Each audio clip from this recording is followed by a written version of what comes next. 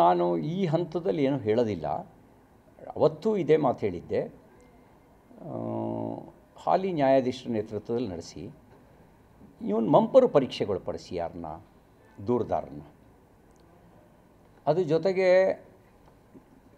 ಸಮೀರ್ ಮಹಮ್ಮದ್ದು, ತಿಮ್ರೋಡಿ, ಗಿರೀಶ್ ಮಠಣ್ಣ ಅವ್ರದ್ದು ಮಂಪರು ಪರೀಕ್ಷೆ ಆಗಬೇಕು. ಕಪೋಲ ಕಲ್ಪಿತ ಸುದ್ದಿಗಳನ್ನು ಹೇಗೆ ಬಿತ್ತರಿಸಿದ್ರು ಯೋಚನೆ ಮಾಡಿ ನೀವು. ಕಪೋಲ ಕಲ್ಪಿತ ಒಂದೇನೋ ಧರ್ಮಸ್ಥಳದ ಬೇರುಗಳು ಆಳವಾಗಿ ಜನರ ಹೃದಯದಲ್ಲಿ ಇಳಿದಿದ್ದು, ನಂಬಿಕೆ ಗಟ್ಟಿ ಇತ್ತು, ಉಳ್ಕೊಂಡ್ರು. ಬೇರೆ ಯಾರ್ದಾರ ಬಗ್ಗೆ ಹೀಗೇನಾರು ಅಪಪ್ರಚಾರ ಮಾಡಿದ್ರೆ ಅವರಿಗೆ ಆತ್ಮಹತ್ಯೆ ಮಾತ್ರ ದಾರಿಯಾಗುತ್ತೆ.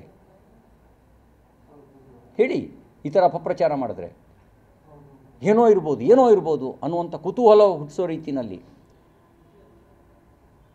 ಇದರಲ್ಲೆಲ್ಲ ಬರ್ತಿತ್ತಲ್ಲ, ಯಾವುದಲ್ಲ ಹೀಗೂ ಉಂಟೆ ಅಂತ, ಆ ಥರದ ಕುತೂಹಲ ಹುಟ್ಟಿಸೋ ರೀತಿಯಲ್ಲಿ ಇವೆಲ್ಲ ನಡೆಸಿದ್ದಾರೆ. ಇದ್ರ ಬಗ್ಗೆ ನಮಗೆ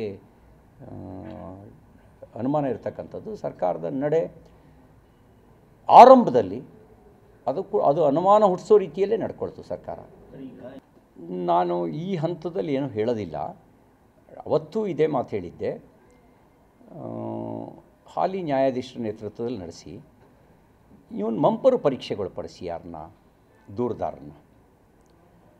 ಅದು ಜೊತೆಗೆ ಸಮೀರ್ ಮಹಮ್ಮದ್ದು, ತಿಮ್ರೋಡಿ, ಗಿರೀಶ್ ಮಠಣ್ಣ ಅವ್ರದ್ದು ಮಂಪರು ಪರೀಕ್ಷೆ ಆಗಬೇಕು. ಕಪೋಲ ಕಲ್ಪಿತ ಸುದ್ದಿಗಳನ್ನು ಹೇಗೆ ಬಿತ್ತರಿಸಿದ್ರು ಯೋಚನೆ ಮಾಡಿ ನೀವು.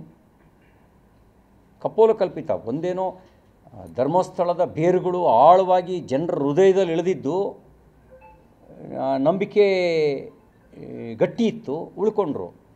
ಬೇರೆ ಯಾರ್ದಾರ ಬಗ್ಗೆ ಹೀಗೇನಾರು ಅಪಪ್ರಚಾರ ಮಾಡಿದ್ರೆ ಅವರಿಗೆ ಆತ್ಮಹತ್ಯೆ ಮಾತ್ರ ದಾರಿಯಾಗುತ್ತೆ.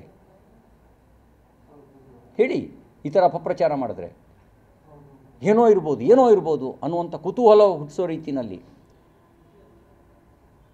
ಇದರಲ್ಲೆಲ್ಲ ಬರ್ತಿತ್ತಲ್ಲ, ಯಾವುದಲ್ಲ ಹೀಗೂ ಉಂಟೆ ಅಂತ, ಆ ಥರದ ಕುತೂಹಲ ಹುಟ್ಟಿಸೋ ರೀತಿಯಲ್ಲಿ ಇವೆಲ್ಲ ನಡೆಸಿದ್ದಾರೆ. ಇದ್ರ ಬಗ್ಗೆ ನಮಗೆ ಅನುಮಾನ ಇರತಕ್ಕಂಥದ್ದು ಸರ್ಕಾರದ ನಡೆ ಆರಂಭದಲ್ಲಿ ಅದು ಅನುಮಾನ ಹುಟ್ಟಿಸೋ ರೀತಿಯಲ್ಲೇ ನಡ್ಕೊಳ್ತು ಸರ್ಕಾರ.